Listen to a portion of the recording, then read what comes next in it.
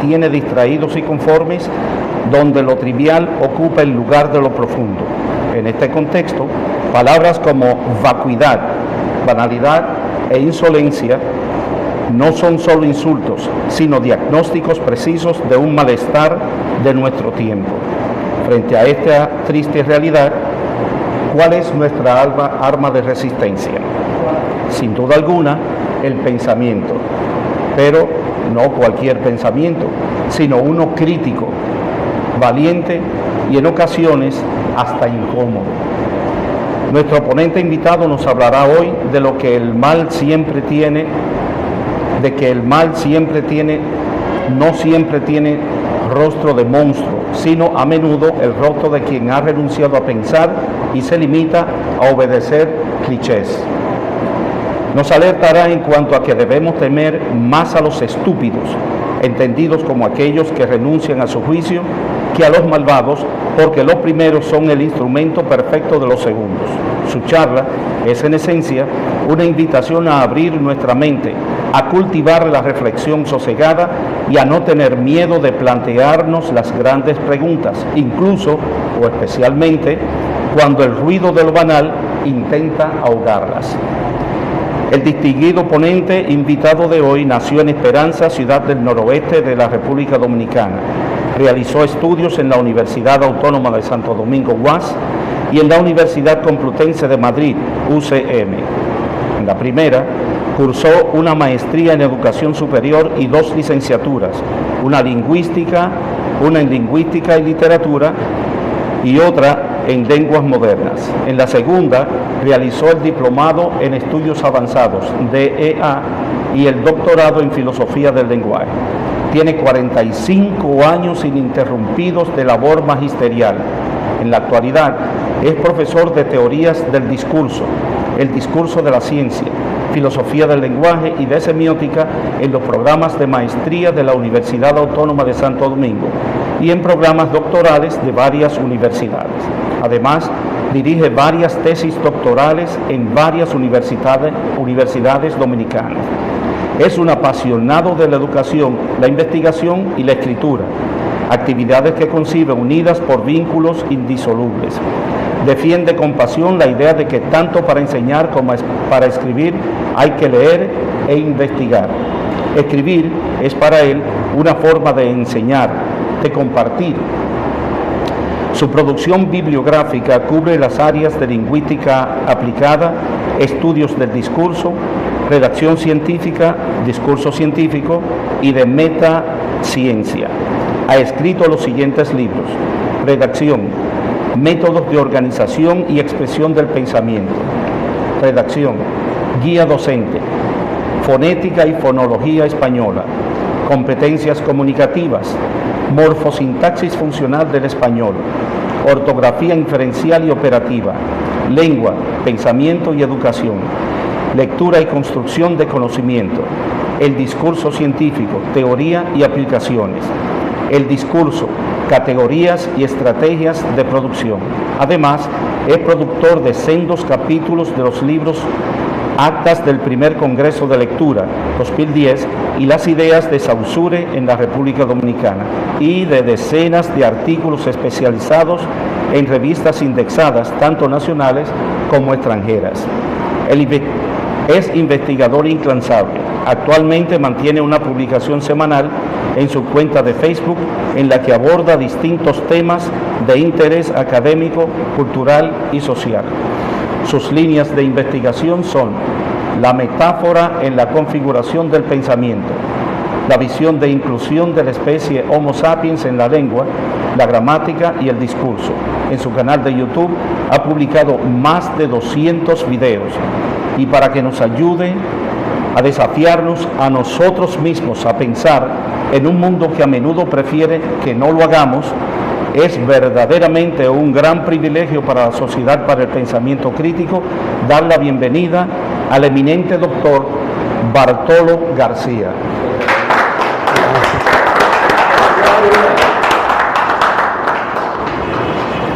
Magnífico. Muchas gracias. Un gran placer. Muchas gracias, Mauri. Muy buenos días. Para mí, realmente Es gratificante encontrarme una mañana dominical con personas que estén dispuestas a sacrificarse pensando, porque hoy ya pensar en un sacrificio. Gracias a Mauri por la invitación y por su presentación tan indulgente, y gracias a ustedes por estimularme con su presencia. La última frase de Mauri combina muy bien con esto. Dice que gracias por invitarnos a desafiarnos nosotros mismos a pensar, porque justamente esa es la esencia del pensamiento crítico. Es repensarlo todo desde otra perspectiva. Yo voy a tratar de aportar una visión, tal vez una conceptualización del pensamiento crítico, porque si nosotros invitáramos a 10 especialistas que nos digan qué es el pensamiento crítico, vamos a tener 10 visiones diferentes. Lo cual, de un punto de vista es saludable, pero de otro punto de vista también es preocupante. Porque no todos estamos diciendo lo mismo cuando hablamos de pensamiento crítico. Uno oye hasta la persona más acrítica hablar de pensamiento crítico. Las personas que ni siquiera tienen idea de lo que es cuestionar, por ejemplo, el status quo, hablan de que es necesario promover el pensamiento crítico. Hasta los ministros de educación, todos han hablado de promover el pensamiento crítico, pero en su práctica son negadores incluso de promover en las escuelas el pensamiento crítico, y está en el currículum pensamiento crítico. La UAS también asume en sus estatutos como uno de sus principios promover el pensamiento crítico desde hace décadas y décadas. Y me temo que muchas veces se cree que el pensamiento crítico es tan simple como criticar. Por eso es saludable que haya una sociedad, haya un grupo que se atreva a nadar contra la corriente, a decir lo que otros no dicen, ni quiere que digan, ni quiere oír tampoco. Porque no solamente el pensar críticamente es un desafío, ni siquiera la gente quiere pensar. Por eso el título de lo banal, porque eso es lo que prospera. Noten ustedes que personas con formación, psiquiatra, psicólogos, historiadores, mientras estaban en las redes con un discurso al menos académico, eran de minoría y se cansaron de estar en minoría y han trivializado su discurso, lo han banalizado y se han convertido en tipo influencer, y hoy llenan salas, supuestos historiadores. Por ética no menciono nombres, pero lo podría dar, que con un discurso ni siquiera crítico, digamos académico, eran de minoría, y la gente lo que quiere es lo fácil, porque pensar implica un sacrificio, a veces hasta una mortificación. Muchos de ustedes habrán pasado, igual que yo, momentos en que les mortifica una situación y están cuestionando por aquí, cuestionando esta perspectiva, cuestionándolo todo. Eso implica una mortificación epistémica, por lo menos. Ahora, lo gratificante es cuando uno logra formar un juicio propio. No será el último, pero es propio, incluso pudiendo estar equivocado, pero fundamentado en criterios. Don Bartolo, permítame que logré reparar esto. Esto se edita, ¿verdad, Miguel? Claro, no, pensando en la publicación, pero eso se dice. Porque por ahí viene, comencemos a pensar, ¿y qué estamos diciendo cuando decimos pensamiento crítico? Yo creo que a Ángel Villarini hay que sacarle sus méritos, porque en la década de los 90 fue el primero que comenzó aquí en República Dominicana a promover el pensamiento crítico y se tomó el cuidado de desglosarlo en dimensiones.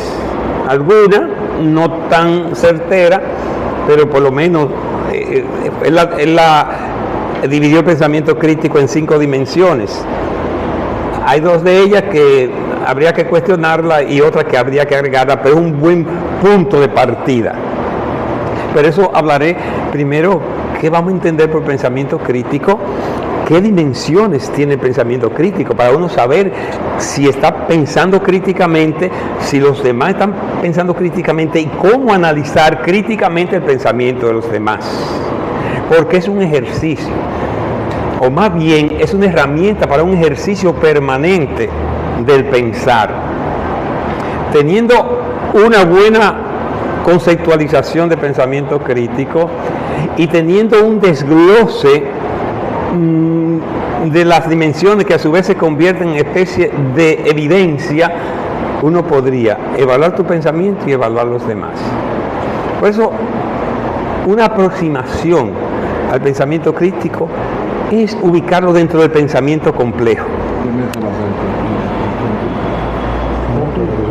Y yo diría que tal vez la máxima expresión del pensamiento complejo, porque tiene todas las características del pensamiento complejo más la criticidad. Segundo, si hablamos de pensamiento crítico, tenemos que pensar en un criterio evaluativo. El pensamiento crítico indica evaluar, pero evaluar con criterio. De hecho, José Martí ofrece una definición lacónica, pero muy válida. Él dice: la crítica es el ejercicio del criterio. Sin criterio, la crítica se convierte en murmuraciones, en chisme, en opiniones. El criterio. Y en el Cibao, cuando era niño, decíamos, oía a la mayor decir: ese es un tipo sin criterio. Lo más despreciable en términos morales es un tipo sin criterio o sin concepto. Es un sin concepto. El concepto es el mismo criterio, porque el que no tiene concepto de las cosas hace cualquier cosa. El que no tiene criterio para evaluar la corrupción termina siendo corrupto y ni cuenta supuestamente se da que es corrupto. Hay que tener criterio. Entonces es válido la visión de José Martí, que la crítica es el ejercicio del criterio. Por tanto, una definición de pensamiento crítico quiere decir que hay que tener criterio para evaluar. En definitiva, el pensamiento crítico es una expresión del pensamiento complejo con la capacidad evaluativa basada en criterio. Esos criterios, por supuesto, hay que someterlo a validación. No cualquier criterio es válido. Y dentro de esa validación estarían las características del pensamiento crítico. Y así tendríamos entonces que el pensamiento crítico tiene que ser metacognitivo, tiene que someter el propio pensamiento a la evaluación y crear un nuevo conocimiento, un nuevo punto de vista. Entonces, si hablamos de pensamiento crítico, estamos hablando de una forma de pensar en constante evaluación de tu propio pensamiento. Por eso enlazaba con la última frase de Amaury. Es desafiante también a ti. Es más, el pensamiento crítico comienza con uno mismo, con tu propio pensamiento. Lo somete incluso a mecanismos de falsación, que sería el criterio del criterio. O sea, ¿con qué criterio yo determino el criterio evaluativo? Como dice Popper, usted trata de someterlo a prueba de su contrario. Si yo creo que la corrupción es mala, ¿qué criterio yo tengo para evaluar la corrupción? Si para mí, por ejemplo, la falta de cumplimiento del deber es corrupción, si eso cae dentro del criterio evaluativo, entonces yo podría decir con certeza, buscando evidencia, de una persona que no cumpla con su deber deliberadamente, puede caer dentro de la corruptela. No simplemente, ni tan simple, no solo el que distrae los recursos ajenos. Hay muchas variantes de corrupción, pero esa variante van a salir a reflexión, a la luz, si yo tengo un criterio de corrupción. Si yo reduzco mi criterio de corrupción solo al que roba en el Estado, pues muchas personas van a quedar exoneradas de esa evaluación. Entonces, ¿qué dimensiones podría tener el pensamiento crítico? ¿Cómo yo desgloso? La primera dimensión es la dimensión sustantiva, que implica que en una evaluación yo diga, al estilo Aristóteles y sus categorías, ¿qué es? ¿De qué estamos hablando? Si vamos a hablar de corrupción, ¿de qué estamos hablando? Para ponernos de acuerdo o para poder sostener un diálogo o un debate válido. Porque a veces se dan discusiones pendejas que al final no se sabe qué se está discutiendo. Al final dice, pero ¿y si eso es lo que yo te estoy diciendo? Pero es lo mismo, porque no se estableció un criterio de definir de qué pensamiento estamos hablando, de qué idea. Cuando hablamos de pensar, es idea. Dice, para establecer un debate, una discusión, es esencial establecer de qué estamos hablando, qué vamos a entender por eso. Por eso, si alguien escribe o habla y yo lo voy a evaluar, lo primero es, ¿de qué me está hablando? ¿Qué es lo que está diciendo? ¿En qué consiste? Para poderlo comparar con la esencia. Eso es fundamental en cualquier debate, en cualquier discusión, en cualquier análisis.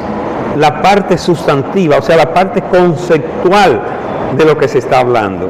Porque si no, todo es válido y la gente da bandazo por aquí, bandazo por allá, hablando de todo un poco y no se sabe. Pero además, si definimos de entrada de qué se está hablando, cuál es el key de la conversación, cuál es el key del pensamiento, se puede centrar más en lo que está haciendo. De manera que en el análisis de cualquier pensamiento hay que partir primero de la esencia. ¿Qué es eso? La segunda dimensión es metacognitiva. Un análisis del pensamiento tiene que ser metacognitiva, o sea, el pensamiento, para pensar sobre el pensamiento sería la metacognición, producir, no simplemente si estoy leyendo o estoy oyendo a alguien repetir lo que dice, sino procesarlo. Incluso si yo estoy pensando, al final tengo que pensar sobre lo que pensé y hacerme preguntas. ¿Cuáles son mis argumentos para esto? ¿Qué dirían las personas que se oponen a mi pensamiento? Porque tampoco es que todo el que se opone está equivocado. Es más, te ayuda más quien se opone a tu pensamiento que quienes te apoyan en ese proceso de pensar, porque te obliga a emplearte a fondo. Si yo voy a hablar de ideas liberales, tengo que pensar en esta ultraderecha que se pavonea insolente, descartando todo pensamiento y diciendo que somos woke, que somos cuánto insulto. Sin embargo, al hablar, por ejemplo, de la inmigración, yo tengo que pensar en los pseudonacionalistas, en esto que confunden la patria con odiar a los otros. Tengo que pensar qué van a decir y tal vez encuentre algunos elementos en los cuales tengan razón. Y entonces lo incorporo a mi discurso. Eso es metacognición. Por tanto, la segunda dimensión del pensamiento crítico es metacognitivo. Sabremos, desde mi punto de vista, si estamos analizando críticamente el discurso ajeno o el nuestro, si tomo en cuenta algunas de estas dimensiones. No tienen que ser todas simultáneas, por supuesto. Claro, hay una que no se puede renunciar. la dimensión sustancial. No es posible hacer un ejercicio de pensamiento crítico sin partir de la sustancia, sin partir de la esencia del concepto que se está abordando. Las demás, dependiendo de la circunstancia, se tomarán en cuenta o se obvian, porque es imposible abarcar todas las dimensiones del pensamiento crítico en un solo ejercicio. De manera que, además de el nivel que yo diría metacognitivo, hay uno muy ligado, que es el nivel lógico. Y aquí tuvo mi amigo Alejandro Arbelo precisamente hablando del pensamiento lógico como estrategia de pensamiento crítico. Una de las dimensiones más importantes del pensamiento crítico es la dimensión lógica, o sea, hacerte pregunta, ¿cuál es la relación lógica de los argumentos que estoy planteando o que los demás están planteando? ¿Qué relación hay entre esas ideas y las conclusiones que se llegan? Hay personas que te plantean muy bien un problema, pero al final llegan a unas conclusiones erróneas. Tú dices, pero sobre esas conclusiones, sobre esa base, yo habría llegado a otras conclusiones. O simplemente plantean algunas ideas y las demás las dejan en su mente y llegan a una conclusión a partir de las ideas que ya tienen en su mente. O parten de unos supuestos que habría que demostrar. En la teoría del discurso hay una figura que llama entimema, o sea, que son como unos silogismos que están truncos, porque da por supuesto algunas ideas en común, pero a veces se manejan. Por ejemplo, yo vi un anuncio que decía, tú eres inteligente. Las personas inteligentes consumen en tal supermercado. Entonces, está partiendo, está dejando ahí, claro, manipulándote, que consume el supermercado, pero está dando una serie de supuestos de que se sabe, está dando por supuesto que ese supermercado es lo mejor. A veces lo que habría que demostrar se da por supuesto. O si alguien dice, hoy es domingo, está difícil nosotros coger para una charla sobre pensamiento crítico. Esa es la conclusión, pero está dejando por supuesto que los domingos no es un día para movilizarse, que tal y tal cosa. Esos son entimemas. El pensamiento crítico ve esta parte lógica de lo que se está diciendo, especialmente entre las partes del mismo discurso.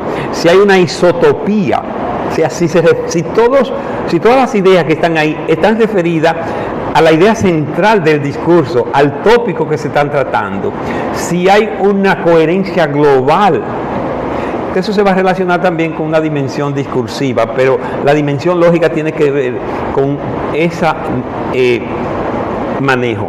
Sería la cuarta. Una quinta, muy ligada a esta, sería la dimensión epistémica. La validez, eso es fundamental, la validez del conocimiento, que es el pensamiento en este caso. ¿Qué método? Primero, diferenciar si lo que me está diciendo es una opinión o es un dato científico, porque muchas veces no quieren hacer pasar las opiniones como que son datos científicos, o las suposiciones. 8 de cada mujeres consumen tal cosa. Pero ¿de dónde está la estadística? ¿Dónde está el estudio real? ¿En qué fue? Y hoy hay que trazarse dentro de la dimensión epistémica qué fuente se está manejando. Internet, la inteligencia, un chatbot generativo que alucinan. A mí un chatbot me dijo que yo había sido presidente de la República cuando pido eso. Entonces, ¿qué fuente? Hay que validar la fuente. Hoy se pide, en cualquier concurso que usted tenga, te piden artículo indexado. O sea, en revistas indexadas, porque necesitan saber si eso fue validado por pares. Entonces, eso es parte epistémica, ver la calidad del conocimiento, ver la calidad de la fuente, ver si eso resiste un análisis, sobre todo metodológica. Ustedes saben que la base fundamental para aceptar la validez académica, por lo menos, de un pensamiento, es el método. ¿De dónde lo sacaste? Reflexión, muy bien. ¿Sobre qué base reflexionaste? ¿Investigaste? ¿Cuestionaste?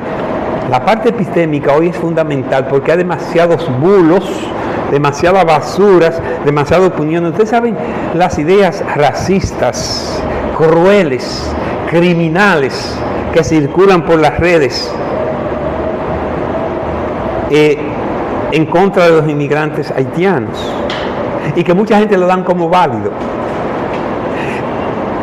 Unos sinvergüenzas pusieron a José Martí y con su foto y todo a decir que no podíamos confiar en el pueblo haitiano porque el pueblo haitiano siempre, no sé si ustedes vieron ese bulo criminal que es República Dominicana. Yo, José Martí, el que conoce el mínimo del pensamiento de José Martí dice, pero eso es imposible. Imposible el Martí que yo conozco. Yo he leído bastante las obras de José Martí, pero como son tantas, ya a mí algunos contactos en Cuba de especialistas en José Martí dicen, no, yo en ninguna parte, pero déjame leer, búscalo bien porque quiero escribir sobre eso. Y dicen, no, en el único libro que pudo haber dicho fue en un libro que habla de su viaje que fue a Haití, y lo que hable maravilla de Haití me transcribe. Sería una contradicción fragante cuando dice que el pueblo haitiano es trabajador, que es un pueblo admirable, amante de la libertad, y entonces viene este bulo. Entonces, un grupo de idiotas no porque no tengan coeficiente de inteligencia, sino porque están fanatizados, asumen eso, pero gente que yo lo asumía intelectuales, propagando esa basura, porque no se hicieron la pregunta epistémica de dónde sacó eso, cuál es la validez. Entonces, el pensamiento crítico es peligroso para el Estado, para la situación establecida, porque es que lo cuestiona todo, te cuestiona hasta tu propia certeza, un poco a lo Descartes, un poco de duda metódica. Tenemos también la dimensión, sería la sexta, la dimensión intertextual o polifónica. Eso, un pensador llamado Mikhail Bakhtin introdujo el concepto de polifonía, que es que todo discurso tiene el eco de otros discursos.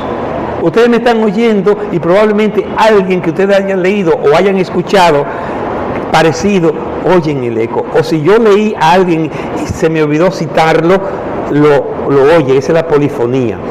Entonces, una persona que no hay discursos adánicos, nadie escribe desde una posición de que no se sabe nada. Esa bobería cuando van a hacer una investigación, que van a proponer un tema de que no se ha investigado, eso es falso. Siempre alguien ha dicho algo de eso. Y el que ha leído o ha escuchado va a oír ese eco.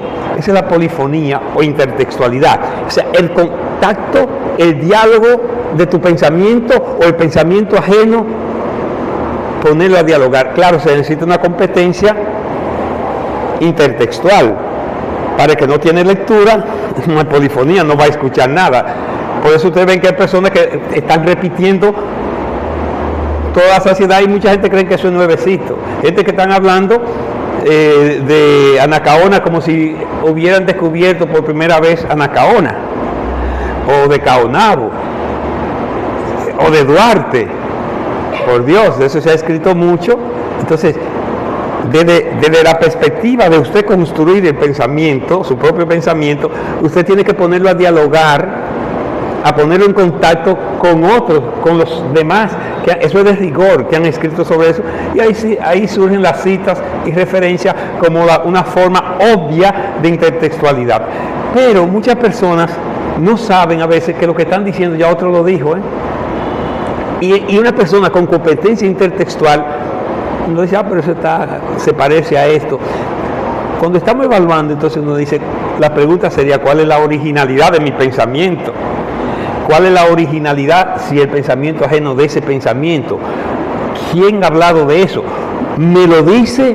¿No lo dice? Si no lo dice, ¿por qué no lo dice? ¿Por qué lo oculta? Una serie de preguntas. No siempre la conclusión va a ser negativa, porque la gente cree que nosotros, los pensadores críticos, somos pesimistas. Lo que pasa es que a veces un pesimista no es más que una persona bien informada. Dicen uno que un pesimista es un optimista informado. Yo digo relativamente, porque si estamos informados en una situación de crisis vamos a ser pesimistas, pero si estamos bien informados en una situación buena, pues vamos a ser optimistas. Nosotros no podemos asumir una actitud de fracasado y de que todo está mal, no. Nosotros, la actitud del pensador crítico es que todo es susceptible a mejorarse y que la crítica favorece el avance de la sociedad, el avance de la ciencia, el avance de la academia, el avance de la humanidad, porque la crítica es para desconstruir lo negativo, para sobre esa base construir algo mejor. Los campesinos deconstruyen la tierra arándola, deshiervándola, para poder sembrar. El pensamiento crítico hasta cierto punto es desconstructivo para poder fructificar. Y en una sociedad donde hay tantos errores, tantas verdades a medias, tantos sofismas, tantas falacias, que hay que desconstruirla, y eso cuesta. Es más difícil aprender. Bueno, en un libro de que Delors, el informe de Delors, que dice que muchos de ustedes lo conocerán, que la educación esconde un tesoro. Entre los aprendizajes que recomienda es aprender a desaprender.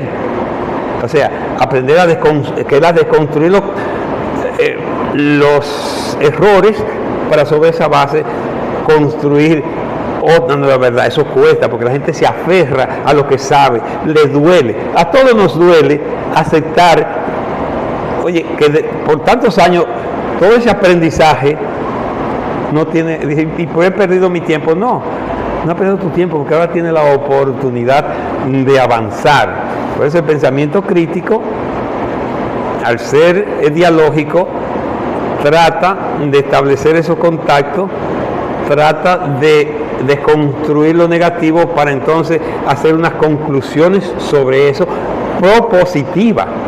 El pensador crítico es optimista por naturaleza, no es un pesimista como nos quieren presentar. No somos unos amargados, claro, ni somos resentidos. Somos personas que normalmente el pensador crítico se indigna, eso sí, porque tiene sensibilidad, tiene preocupación, tiene amor por la verdad sobre todo. Entonces, una dimensión que no se puede obviar, yo he llegado como a 8 o 10, Villarini llegó a 5, es la dimensión ideológica. Dice, desde qué trinchera se produce el pensamiento. Todo pensamiento, aunque no lo sea un marco teórico, un paradigma, puede ser desde la religión. Por ejemplo, cuando era niño cayó una muchacha así envuelta en un lío. Los religiosos decían, los supersticiosos decían que estaba montada y le cayeron a golpe con ramos de guandule. Desde su punto de vista, de su perspectiva, eso estaba clarito, que estaba poseída no por demonios, sino de que por espíritus. Ella era un caballo, algo así decir. Había un evangélico que dijeron que no, que eso era Satanás. Y había un estudiante de medicina que le dijo, pero eso parece epilepsia. Tres perspectivas distintas, porque van a ver, cada quien va a ver desde una perspectiva. Y había alguien que era opositor al gobierno, y ese es el maldito gobierno que no da asistencia médica, y hace todo un discurso para ver ese descuido, que no había un hospital, ciertamente en Esperanza, entonces no había hospital, y no pudieron llevarla al hospital, y entonces hace una crítica. Entonces, todo discurso que es pensamiento, cuando hablamos de pensamiento estamos hablando de discurso, estamos hablando de discurso oral, escritura, hasta una anécdota, hasta un chiste, todo eso es pensamiento, ahí es que se expresa.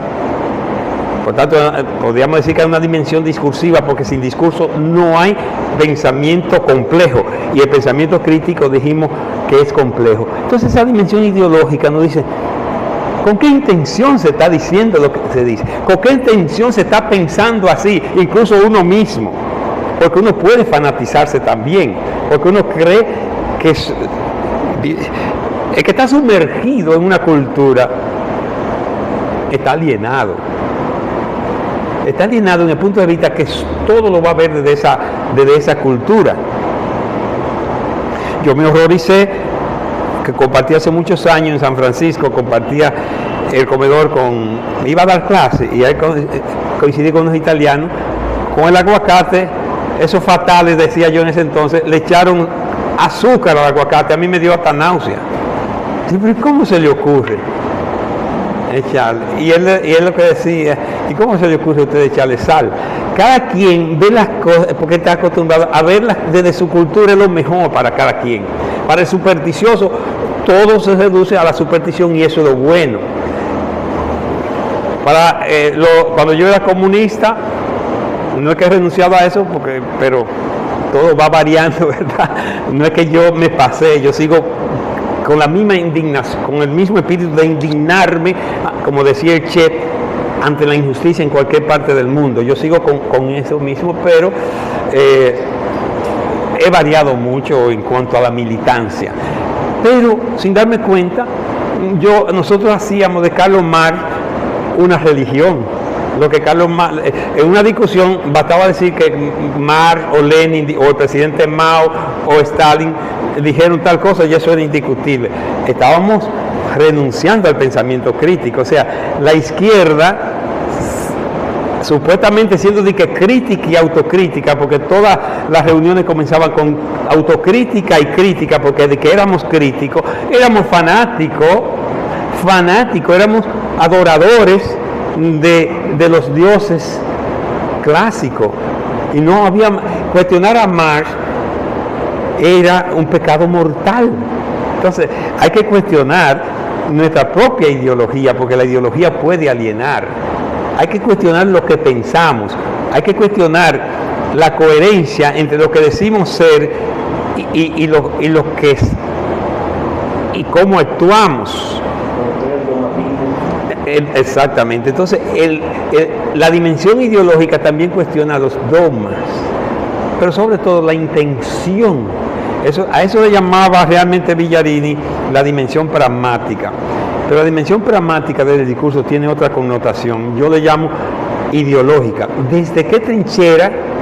Y las trincheras son las perspectivas. ¿Con qué intención se dice lo que se dice? ¿Con qué intención adulan a veces al presidente, adulan a Estados Unidos? Por ejemplo, los nacionalistas son muy nacionalistas, pero usted sabe lo que salió Pelegrín Castillo a decir, que entregarle nuestra base, colaborar, plegarnos, sumisos, como lacayos, ante la solicitud del Departamento de Estado, Estados Unidos, que le dejen aquí utilizar los aeropuertos. Él dijo que eso era correcto, oportuno y conveniente. Gente que se cansan de hablar de la soberanía, todo, cualquier cosa que tenga que ver con los haitianos, son los más patriotas y la soberanía. Entonces dice, ¿con qué intención todos estos patriotas defienden tanto la patria? Tratando de hacer política fácil, de explotar el instinto de las masas, de supervivencia, de fanatizar a la masa para entonces venir con un discurso oportunista. Tenemos que cuestionar todo ideológicamente a nosotros mismos. ¿A quién beneficia esto? Si yo estoy a favor de los vulnerables en cualquier parte del mundo, a favor de los vulnerables, mujeres, maricones, no importa, niño, prieto, blanco, que estén, porque blanco, porque los palestinos no son negros y son vulnerables, y yo tengo el arma partida cuando veo los actos de crueldad y que la humanidad sigue indolente. Entonces, si yo me indigno ante todo eso, cualquier declaración, yo digo, ¿a quién beneficia? Decir la guerra de Israel y Palestina, eso es una guerra, dice uno. ¿Cuál es la esencia? Una agresión cruel. Puede haber guerra entre un niño de 2 años y un atleta entrenado y por encima de eso con un bate, y que le dé una galleta al niño y que por casualidad el niño le dé una mordida, y que entonces por esa mordida le caiga patada. Podemos decir que es un pleito. No es inocente decir que la guerra de Palestina, ni solo palestino, porque es Hamas, ni es una guerra. Entonces uno dice, ¿a quién conviene decir que eso es una guerra?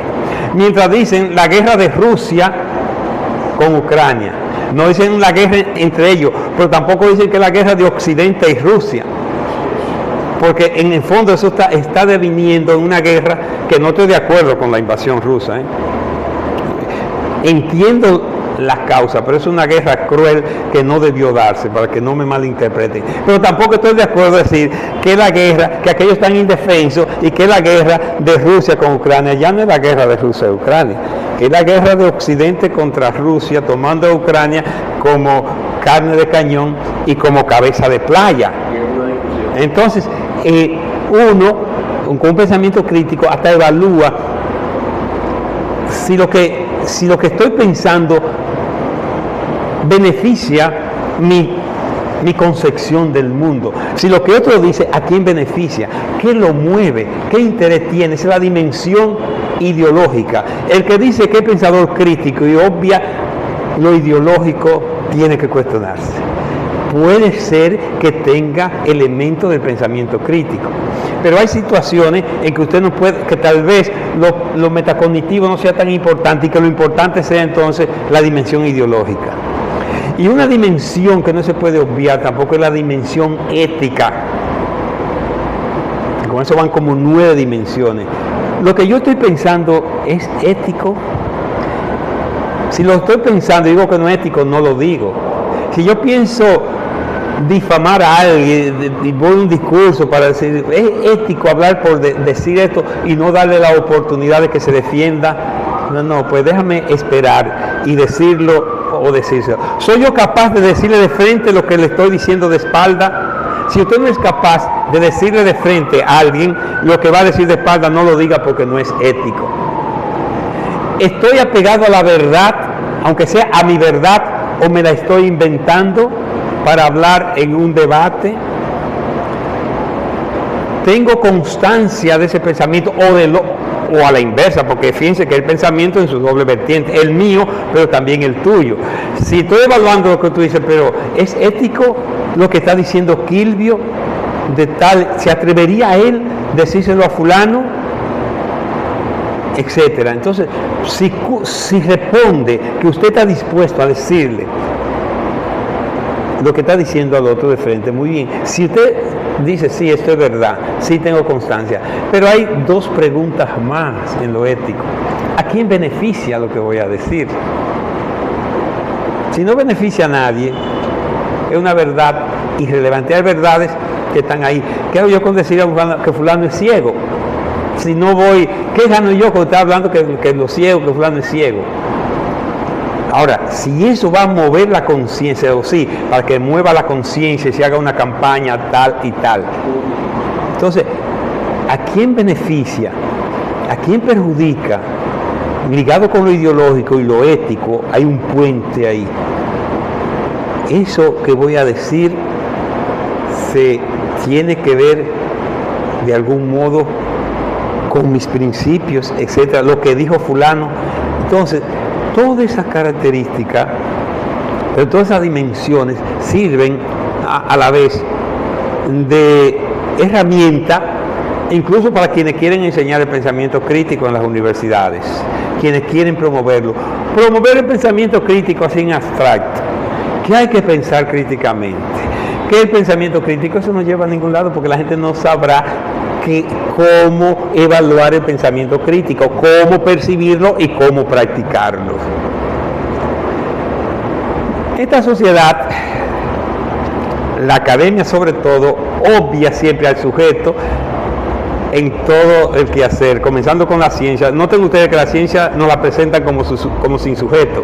Incluso quieren prohibir que se diga yo investigué, es decir, que se investigó. El llamado objetivismo, que quiere anular al sujeto. No hay ciencia sin sujeto. Y yo soy un defensor de que se diga yo investigué, ahí no hay subjetividad y lo puedo demostrar. Yo apliqué esto, fulano hizo lo otro. Pues con el pensamiento crítico pasa lo mismo. No hay pensamiento crítico sin sujeto crítico. Primero tiene que haber el sujeto crítico. Y todas las corrientes que le he oído hablar de pensamiento crítico se olvidan que para que haya pensamiento crítico tiene que haber sujeto crítico. Entonces, ¿qué sería un sujeto crítico? ¿Cómo saber? ¿Cómo ayudar que una gente sea crítico? Número uno, promover la reflexión. Ahora, si usted quiere ser crítico, usted tiene que ser una persona reflexiva y autorreflexiva. Primera característica de una persona crítica, persona crítica. Tenemos el pensamiento crítico, pero hay que ver quién lo produce. Tiene que ser reflexivo. Si usted no es reflexivo, no es crítico. Tiene que ser escéptico. Una persona que se lo crea todo y diga que es crítico y diga que el pensamiento crítico, tiene que ser escéptico. Escéptico es dudar, pero no dudar por fanatismo, no dudar por necedad, no dudar porque quiero ser extravagante, sino someterlo a la duda metódica y hacerse alguna pregunta. ¿Será esto verdad? ¿Por qué? ¿Tendré razón? ¿Podría haber otra manera de verlo? Etcétera. El escepticismo es parte de la persona crítica. Por supuesto, tiene que ser metacognitivo. Y hay una característica que me gusta resaltarla porque en ninguna parte está. La tomé. El adjetivo ni siquiera existe en español. Yo lo inventé a ver si se pega. ¿Qué parresial? La tomé de Marco Foucault, que habla de la parresía, la verdad entre los griegos clásicos, y ahí tiene el concepto de parresía o parresia. Yo lo digo, no, es mejor parresía. ¿Qué? Entonces, fíjense que como no se toma en cuenta el sujeto, no se ha creado el adjetivo de la persona que practica la parresía. Tiene que ser parresial. ¿Y qué es una persona parresial? Es una persona amante de la verdad, aunque le cueste. A Voltaire le atribuyen haber dicho, digo le atribuyen porque no he ido a la fuente, que él le dijo en una discusión, yo no estoy de acuerdo con lo que tú dices, pero estoy dispuesto a defender hasta con mi vida el derecho que tú tienes a hablar, hasta con su vida, muy coherente. Entonces, hay personas que están dispuestas a refrendar su vida por la verdad. La verdad que se le dice el mismo Foucault, la verdad que se le dice a una persona de abajo, eso no es parresía. Decirle a un subalterno, mira, tú eres un inepto, siendo inepto de verdad. Ahora, decirle a un jefe, usted está equivocado, usted está siendo cruel con esta persona, eso es parresía. Pues mucha gente se mete en la lengua, donde ustedes saben, cuando se trata de abajo hacia arriba. No, entonces, el pensador crítico no solamente se atreve a pensar distinto, se atreve a decirlo. No es porque Kilvio está ahí, pero Kilvio es un parresial. A ese le importa estar en minoría. Hay que tener coraje para estar en minoría en una sociedad que aplaude cualquier bobería y que a un ateo de una vez lo ven con cacho y de una vez piensan que es por mínimo un violador de niños en su imaginario. Y hay que ser parresial para asumir en una sociedad donde te cierran puertas. Si tú no crees igual que ellos, mantener tu punto de vista. El pensador crítico. Si tú te atreves a pensar críticamente y tienes miedo de decirlo, tú no eres crítico. Tú te falta ese elemento. Y eso se llama ser parresial, que esta sociedad necesita personas parresiales. Y lo repito a ver si se nos pega. Personas parresiales que se atrevan a decir la verdad a riesgo de pagar por ello, pagar con su empleo.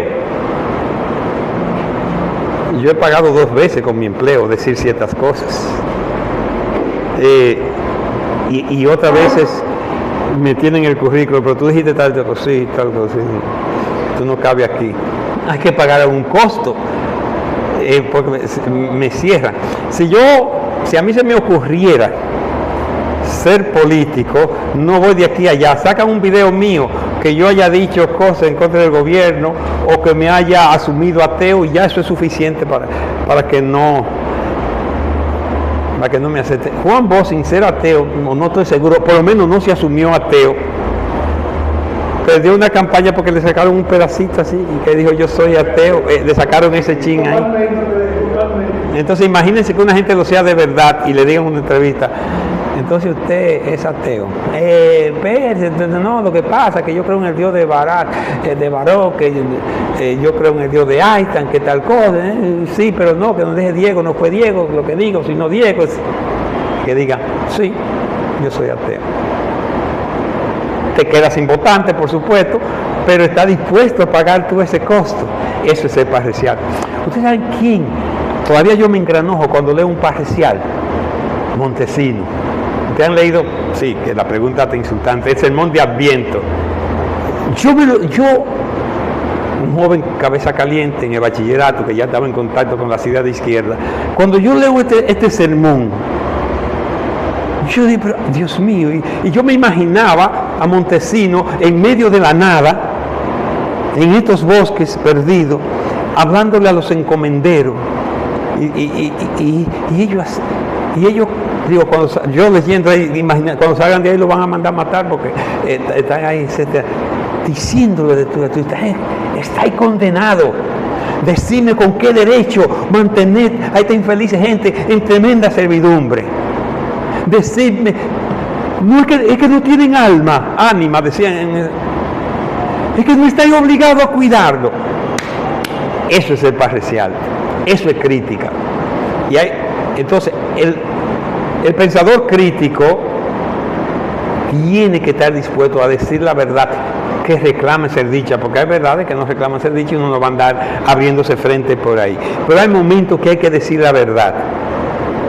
Y es una cobardía, o sería una cobardía andar con media tinta cuando la verdad requiere ser dicha. No quiero ponerme como protagonista, pero recuerdo que siendo un mozalbete, es algo que todavía tal vez yo llevo ahí, porque unas personas que yo estimaba mucho, o estimo, todavía le tengo gratitud, gente seria, buena, dijeron, un muchacho yo tal vez 18 años, subestimaron, yo no aparentaba tal vez que tenía contacto con la izquierda. El profesor fulano es un cabacalista, es un comunista, él es responsable de la huelga que está ahí, que yo cuánto fulano. Y yo, ¿qué yo hago? Estas son gente que yo quiero, aquí están personas que están en peligro, porque si esta gente que son serias, dicen que el que organiza las huelgas, era un teniente que había, seguro ya el teniente lo sabe. Y yo tenía ese dilema, llamo a alguien, digo, por lo menos lo voy a comunicar a un compañero, se lo digo al compañero, y él fue de una vez, digo, nada más alerta, lo pues dio todos los detalles, hace un juicio con el teniente, el jefe de la dotación, la persona, mirar la cara de esa persona que confía en mí, y yo entre sentirme, ¿a quién traiciono? ¿A la verdad o a esta persona?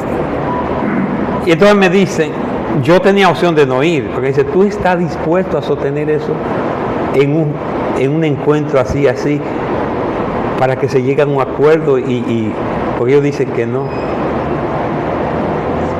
Yo tragué amargo porque digo, pero entre la verdad y los amigos hay que elegir la verdad. Creo que fue Aristóteles que dijo, le atribuye, yo no sabía eso. Y con dolor en mi alma, yo fui y sostuve, sí, yo oí esto y esto, me dijeron esto y esto y esto. Eso sirvió probablemente para salvar, porque hubo que firmar un acta donde se garantizaba la vida del compañero. Me quedó ese dolor porque no me sentía que le fallé, pero tenía que elegir. no es tan fácil ser parcial. Y a veces usted tiene, no se puede, mire, esa es una sentencia real. Es difícil servirle a dos señores. A dos señores en la pugna, como la verdad siempre te impugna con la mentira, la justicia siempre te impugna con la injusticia, y usted no puede servirle a las dos. Y un parcial no tiene duda en decantarse por la verdad, por la justicia, por lo que vaya a favor de la humanidad, porque recuérdense la dimensión ideológica.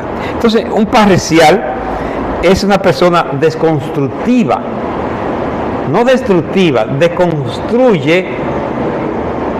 Ese concepto de Derrida, ¿verdad?, de la desconstrucción, deconstruye paradigma, aunque lo vuelva a construir casi igual, pero tiene que estar en capacidad de desconstruir. Pero también una persona constructiva, o sea, que es un juego entre la desconstrucción y la construcción, porque tiene que estar elaborando siempre nuevas ideas. Es creativo. Hablaba antes de venir para acá con César Zapata, y justamente nos vino el tema de lo intelectual, y él decía, es que el intelectual tiene que ser creativo. Y digo, precisamente yo estoy pensando que el pensador crítico, aún siendo humilde, una persona sin academia, si desarrolla el pensamiento crítico, se convierte en intelectual. Y ese intelectual es creativo. Y finalmente tiene que ser objetivo. No puede confundir sus deseos, su indignación con la verdad. Y por eso se somete a criterios de verdad que están establecidos ahí en la lógica, en el pensamiento lógico. Si nos sometemos a criterios de verdad, que es una manera de validar nuestro pensamiento, entonces ahí sabremos que somos objetivos, porque dice, tenemos que ser objetivos, pero ¿cómo yo sé que soy objetivo si todo el mundo cree que dice la verdad, si todo el mundo cree que tiene la razón? Para salir de eso, o si usted se somete a criterios de verdad, ¿cuáles evidencias tengo? ¿Cuáles argumentos hay? ¿Cuál es la lógica de lo que digo? Y con esa siempre los criterios de validación serán preguntas que usted le dará respuesta para ver si está cónsono o no con eso que piensa. Finalmente, a mí me decían, cuando me sentaba a ver películas con mis hijos, sobre todo humor, y dije, papi, pero es que no se puede estar contigo porque tú todo lo vives criticando. Porque dije, mira este payaso ya hablando de tal cosa, mire tal cosa, y papi, baja la guardia, disfruta. Y yo aprendí que sí. La pregunta es, ¿siempre tenemos que estar pensando críticamente? No, a veces tenemos que apagar la antorcha de la criticidad y simplemente vivir la vida. Porque si no, la vida sería insoportable, porque esto es un mundo hostil, un poco al asistencialismo. Estamos sin mucha esperanza más que en nosotros mismos. Y si usted va a ver una función de canciones, olvídese, disfrute esas canciones. Si usted está tomándose unos vinitos, olvídese, póngase a disfrutar eso. Si está viendo películas de humor, claro, si se le pasa la mano con su payasada o tiran su venenito, usted como que coge un poco, pero hay que apagar en determinado momento esa antorcha del pensamiento crítico para poder sobrevivir. Pero hay momentos que hay que tenerla encendida, cuando vamos a conferencias, cuando escuchamos una clase, cuando escuchamos un discurso, cuando evaluamos un candidato, etcétera. Hay que mantener encendida la antorcha del pensamiento crítico. En otro momento la apagamos para poder vivir, porque esto es mortificante. Pensar es mortificante, pero es gratificante el resultado. Muchas gracias. No sé si procede que alguien aporte o hacen preguntas. Que no sé si lo que están acostumbrados. Pregunta y no hay comentario. Ok. Un momentico. Usted mismo la modera. Okay. O le vamos turno por turno contestando, o escuchamos los tres. No, tres preguntas individuales. Sí. Levante la mano quienes quieran preguntar o comentar algo. 1, 2, 3. No, nada más son tres. Tres preguntas. Vamos a comenzar con Kilvio. Sí, conmigo. sí, agarre ahí y hable de cerca, después va el joven allá. Profesor, maestro, Perdón, está hablando ahí que va.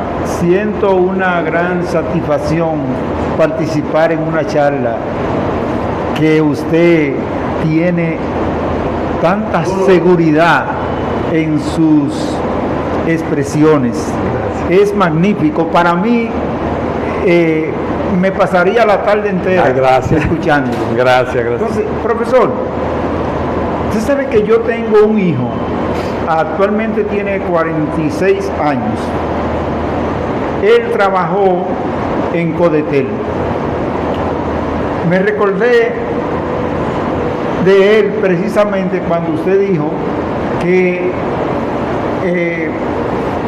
uno no podía quedarse callado, pero era incómodo, realmente la crítica es incómoda. Y resulta que el gerente lo llama a él y le dice: Edward, yo quiero que tú te encargues de oponerte a todo lo que se diga.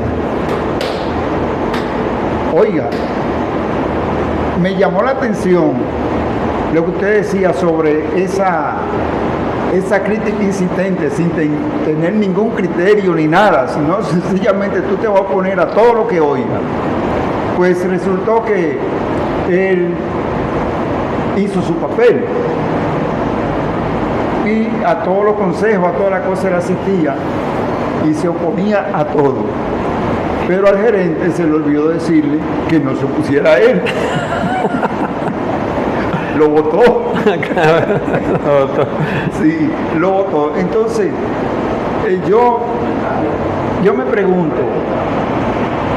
pregunto, ¿es posible que ese pensamiento crítico que ha tenido tanta oposición en la República Dominicana, comenzando, por ejemplo, desde Duarte y Bobadilla, desde Santana, pasando por Luperón, Hostos, que el caso es que Hostos, por ejemplo, por tratar de enseñar el pensamiento crítico, a enseñar a usar la razón, la lógica, Hostos fue tan rechazado por la iglesia que actualmente Hostos está descansando en el Panteón Nacional, pero la iglesia impidió que se enterrara en el Cementerio Nacional y Hostos tuvo que ser enterrado en la escuela normal que él fundó, porque produjo tanto rechazo a eso. Entonces, ¿cómo uno se puede acostumbrar a admitir que tiene ese rechazo continuamente? Es difícil porque los humanos buscamos la aceptación. Quiera o no, uno tiene la necesidad de ser aceptado. Eso es una condición humana. Y a veces tenemos que luchar contra eso y pagar el costo de ser rechazador. La diferencia está cómo pasaremos a la posteridad. Fíjense que el padre Montesinos es recordado, lo estudian internacionalmente como la fuente del derecho internacional. Es una referencia. Cuando yo hacía mi doctorado en la Complutense, había un profesor especialista en Montesinos que daba conferencias sobre Montesinos. Es admirado en Europa. ¿Y a dónde están los que plegaron su discurso a los encomenderos? En el zafacón de la historia. Pagamos un costo. Claro, a veces tenemos que ser pragmáticos. No hablé de esa olvidé precisamente esa dimensión, que la dimensión pragmática es saber el contexto en que va a decir tu verdad.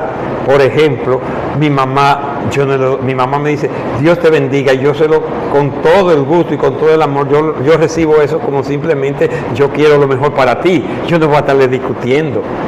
Mis tías son religiosas enfermas y si yo comienzo, porque a veces tengo que morderme la lengua con algunas boberías que hacen, pero la pragmática me dice, ¿para qué le va tú a crear perturbación a esas infelices? No van a dejar de creer, lo que van a sentirse heridas. Entonces, la dimensión pragmática te dice que a veces tiene que dejar pasar algunas que no son de principio, a veces tiene que diluirla, a veces tiene que buscar la forma de dejar constancia. A veces compañeros que están hablando que son muy religiosos y yo lo quiero, yo me quedo callado y cuando veo que mi silencio puede interpretarse como que estoy de acuerdo, digo, yo los oigo, ustedes saben que yo soy le digo agnóstico, ustedes saben que yo soy agnóstico, ¿verdad? Pero yo lo escucho, porque si me quedo callado todo el tiempo, a lo mejor creen que ya me estoy contagiando de eso, entonces, pero no les voy a decir, cállense, que yo cuánto, y vamos a discutir, no, porque Cristo, que esto, que lo otro, no gano nada con herirlo. Entonces la dimensión pragmática también te hace hacer ciertas concesiones que no son de principio, pero lo importante es cómo queremos proyectarnos hacia la posteridad, porque esta vida es muy efímera, esto es un relámpago y no podemos transigir con ciertos principios. Sí, muy buenos días o buenas tardes, no sé si pasa del mediodía. Profesor, quiero decirle que su tema es digno de ser valorado porque llena el vacío educativo. O sea, quiero intervenir a manera de comentario, como dijo Franklin, y luego de preguntas.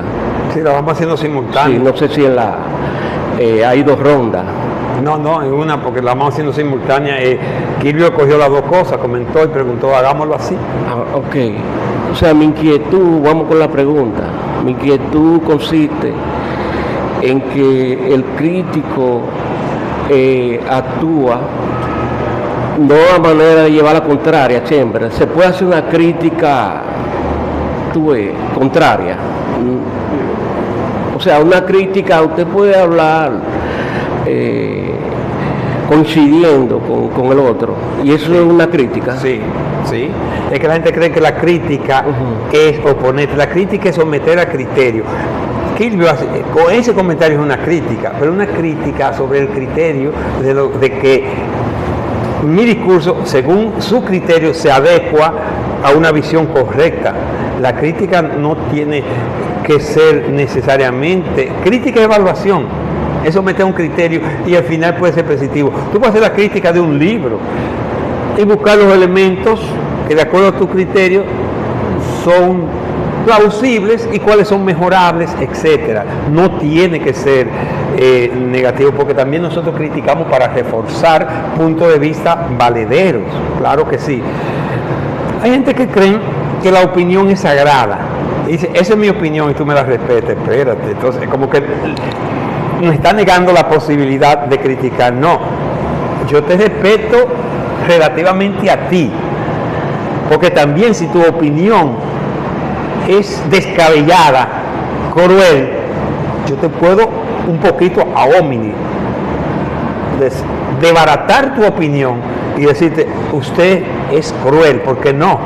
Ahora yo no te voy a decir, no, desgraciado, qué cosa, que la gente confunde, que yo respete el derecho que tú tienes a opinar, y eso también es cuestionable, si todo el mundo tiene derecho a opinar de cualquier cosa.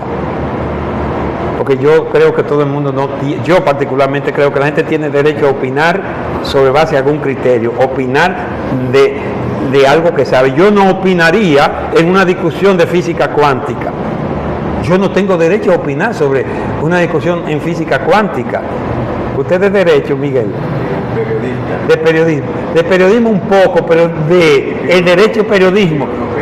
En filosofía, entonces usted tiene derecho a opinar ahí y lo que sabe, pero yo no tendría derecho a opinar en un debate, qué sé yo, sobre la fuente que usted domina, a menos que lea. Y la gente cree que tiene derecho a opinar de todo y dice, esa es mi opinión y hay que respetarla, como que no hay entonces posibilidad de discusión. No, espérate, yo puedo respetar el derecho relativo que tú tienes a opinar. Yo puedo respetar tu persona, pero tú das tu argumento, no. Tú puedes sostener que los pobres no tienen dignidad, como leí yo en un libro. No voy a decir lo que yo le escribí al libro ahí mismo de chiquito. Yo leí de los pobres. No hay un libro de sociología, comenzaba un capítulo. No hay posibilidad que un pobre tenga dignidad. Y desarrollaba una serie de argumentos de por qué los pobres no pueden tener dignidad. Eso es sagrado. Yo le mencioné Sumay ahí mismo. Claro, hubiese sido personal, no se lo hago, pero le digo, discutimos. Tengo derecho, tengo hasta el deber de enfrentar esa opinión, hasta el deber, si yo lo creo. Y le respeto el derecho. A él había que respetarle el derecho porque era un sociólogo y tenía cierto argumento. Decía que, por ejemplo, en la pobreza, los pobres tienen que hacer cosas que son indignas. Y no ponía el ejemplo, pero ahí yo pensaba una gente recogiendo basura con la mano, como en este país, hasta donde eso es indigno. O sea, que le concedía, pero mi conclusión era contraria. Mi conclusión es que para un pobre es infinitamente más difícil ser digno que para otro, pero puede ser digno. Mi conclusión, pero es más difícil ser digno siendo pobre, porque a veces tú tienes que bajar la cabeza un poco, pedir prestado y humillarte un poco, hacer trabajo.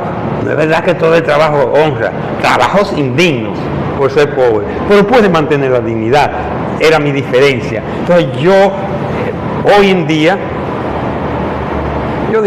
yo desafié a Escuder que vamos a un debate para demostrarle que la UAS es un modelo válido y necesario, porque él dice que el presupuesto de la UAS que se la den a las otras universidades, y yo quisiera un debate.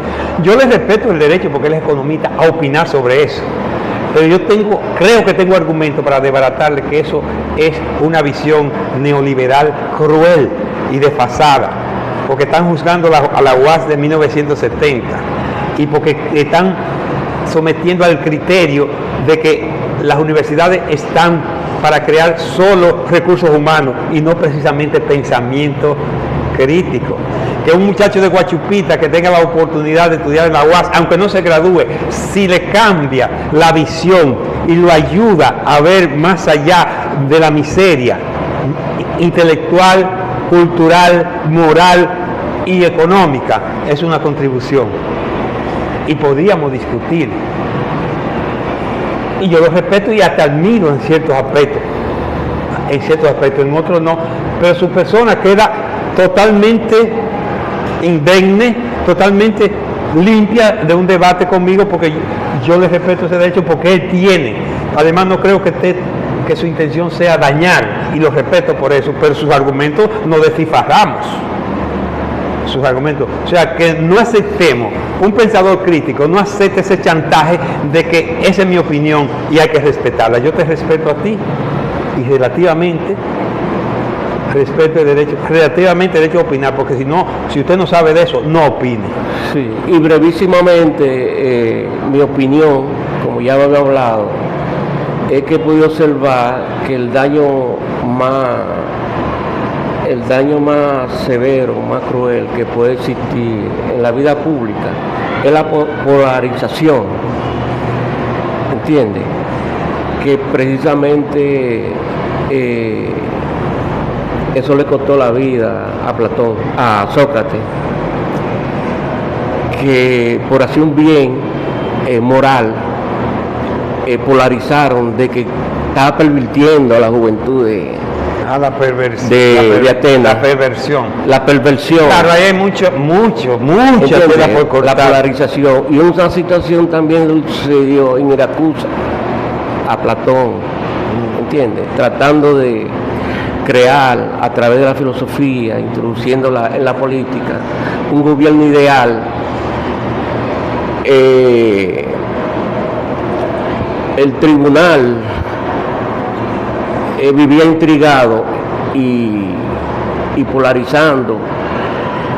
Dionisio II tuvo que meterlo preso, y eso trajo muchas consecuencias, porque el discípulo de Platón, quien era la persona de confianza de Dionisio, fue quien mató a Dionisio, ¿entiendes? O sea que hay que tener cuidado con eso, con la polarización. Tú ves, ya lo demás es historia. Está bien, muy bien. Ok.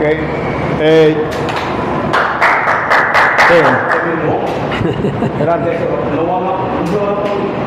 Está bien, excúseme, lo que pasa es que se propuso tres preguntas o comentarios, y yo era el tercero, uno y dos. Sí, está bien, gracias. Sí, me llamó mucho la atención su palabra, como la palabra parricial, que debe ser, el pensador crítico debe ser parricial, como ser atrevido frente a quien tiene tal vez más autoridad o aparente autoridad, no necesariamente certeza de pensamiento, pero no tiene que ser parricial ese contra el que tiene, el que está, vamos a decir, considerado como medio su nivel.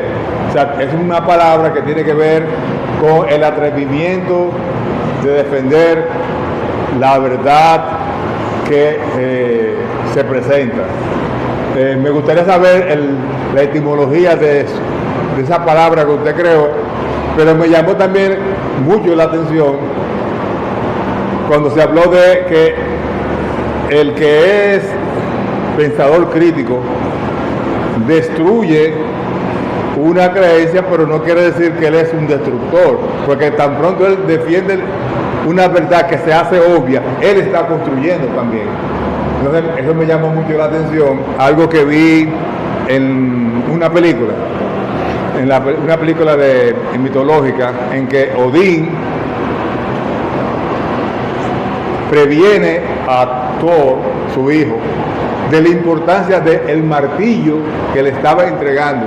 Dice, el martillo es una herramienta que debe ser manejada con claridad y con justicia, porque siempre cuando se construye también se destruye. O sea, se hace una edificación, pero el martillo está ahí, ya sea para usted partir un bloque en la mitad, porque hay un espacio que nada más cabe medio bloque. Si usted no parte el bloque, no se termina de construir la pared, por ejemplo, el muro. Pero usted, la intención no es destruir, usted necesita el martillo para agregar, para dar la forma. Entonces, el pensamiento crítico, yo lo vi reflejado, su definición, en ese ejemplo de esa película. ¿Por qué?